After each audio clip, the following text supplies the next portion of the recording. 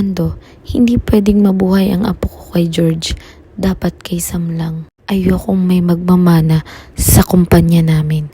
Gusto ko ang apo ni Sam ang magmamana ng lahat. Wala akong pakialam kung may masasaktan ako. Pero ayokong magkaroon ng apo sa kanya. At nalaman na nga ng lahat na buntis si George at wala na silang magagawa dahil anak ni Basil ang dinadala ni George.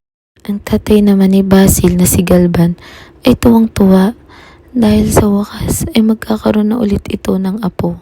Kaya mas magiging favorite niya na naman si George at papadalhan niya ng mga bodyguard para ito ay ligtas sa serial killer.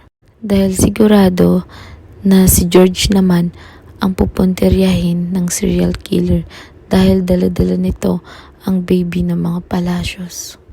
Ito pala ang sinasabi ni Rebecca na magkakaroon ng mga bagong Palacios.